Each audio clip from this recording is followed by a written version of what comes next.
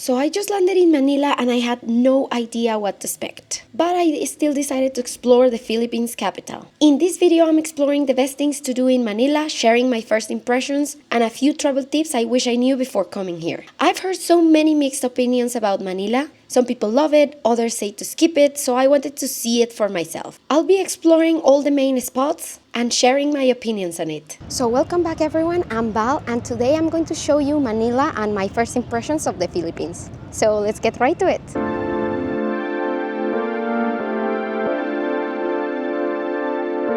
So basically, I'm in the Philippines right now. I'm going to spend a month here in this country, and yes, I'm going to see the islands and everything that most travelers do when they go to the Philippines.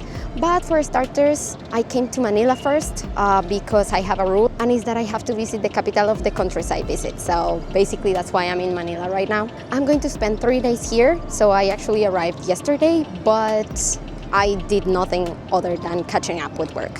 So that first day I decided to explore the city center only and walk around Rizal Park and anything I could find open.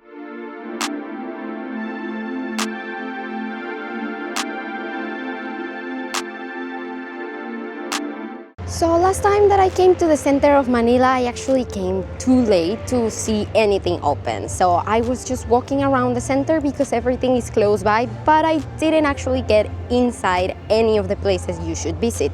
So today we're doing that. So far my first impressions of Manila hasn't been that great, but actually seeing the city center, I find it quite charming. Almost everything is located inside the Intramuros wall, which does not have an entrance fee. So you just get inside the wall and in there you're going to find all the colonial architecture and everything you should visit in the center. And around 10 minutes from there is the Rizal Park, where you will find the museums. So you can basically do the entire city center in one day. So I would recommend that if you're going to come to Manila, you stay around 2 days because it's more than enough to do everything. There are a couple of things that you can visit in a different neighborhood if you're staying for a longer time, but if you just want to visit the city center, it's plenty. So on that second day, I went inside the Intramuros wall to check the most popular historical stops in the city center. Since I once again arrived from Rizal Park, I started with everything that was closer to the gate. So my first stop was the Baluarte de San Diego.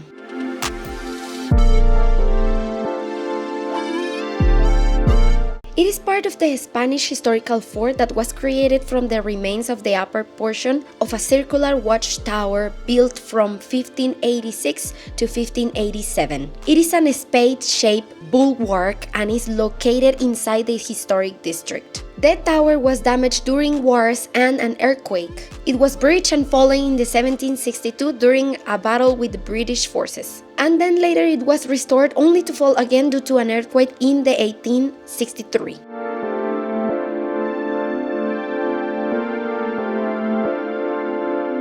After that, I walked to Casa Manila, one of the museums you can find inside the Intramuros wall.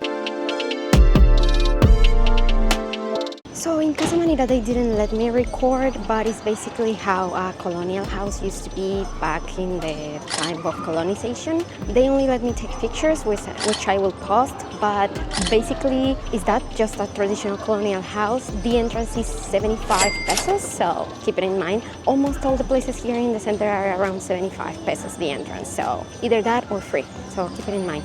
On Sundays, it's full. After Casa Manila, I went to the Manila Cathedral, which is another popular spot inside the Intramuros wall. Remember that most people in the Philippines are Catholic, so you will find a lot of churches in the Philippines. This is due to the Spanish influence in the country. One thing worth mentioning is that you can reach all of these places within the Intramuros wall by walking. You don't need to hire any extra transport unless you actually want to live the experience of riding one of the carriages that are inside the Intramuros wall. After that, I exited the Intramuros wall and took transport to the entrance of Fort Santiago, another famous historical structure that you will find in the center of the city. Before Fort Santiago, you will find a green and a historical square where you see people having picnics, having a weekend, and you even can see some representations of the colonization time and the battle against the Spanish for independence. Fort Santiago actually has an entrance fee of 75 Filipino pesos, and it's open from 8 a.m. to 11 p.m. It also has a beautiful view of Manila's coast and a historical museum.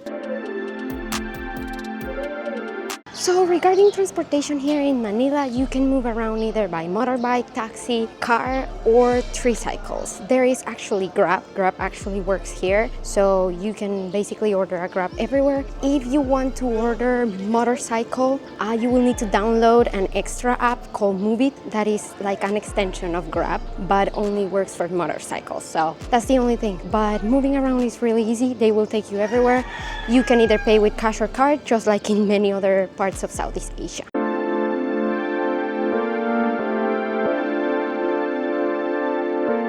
And regarding prices, I'm going to be fully honest with you guys. I have a feeling that this country is more expensive than other Southeast Asian countries. I don't know if it's because I'm in the capital, but I found that prices for food, accommodation, all of that are more expensive than in other Southeast Asian countries and in other Southeast Asian capitals. Bangkok included, mind you. I don't know. Tell me in the comments if my perception is right or not. We will see while I move around the Philippines more, but so far things had seemed a little bit more expensive to me. And regarding safety, my Filipino friends tell me that in Manila I shouldn't walk with my phone or camera outside on the streets, only in the center, inside the Intramuros wall, because it actually is safe inside. But outside in the city, I should not do it, so I'm not doing it. I think you should take the same advice.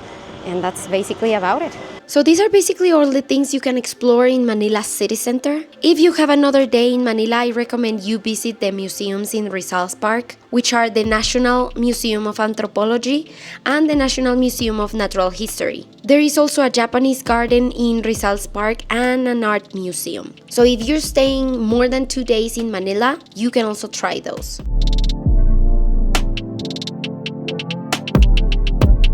So basically coming to Manila is a good idea because as it's the capital, it's a very good connection point between either the islands or other cities you might want to visit in the Philippines. I'm not saying you shouldn't see it otherwise because actually the center of Manila is pretty nice. But if you're short on time, I would rather skip it other than stay here. And just like in many other Southeast Asian countries, they mostly handle things with cash. So it's very rare that they accept card, like anywhere. They might, but to play that roulette is better if you have cash on you. So in the capital it's exactly the same. So if it's this way in here, in the islands it's even more so. So keep cash on you. Also, so far I've withdrew twice since I've been here, and both banks charged me a fee of 250 Filipino pesos for withdrawing with my foreigner card. So keep also that in mind. Other things you can see if you have more time to stay in Manila are the Art in Island, that is a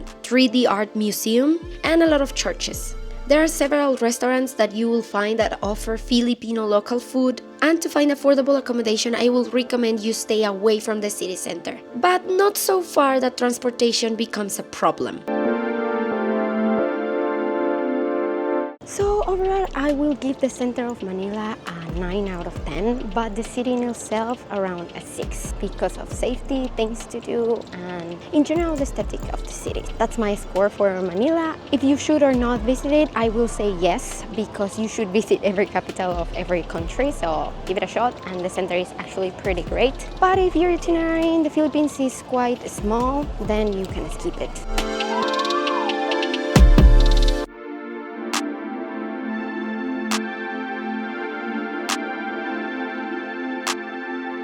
And that's all for today's video. Don't forget to give me a thumbs up if you like my content and to subscribe and turn on notifications so YouTube keeps helping us grow. Thank you so much for watching this video, and I will see you all on next trip.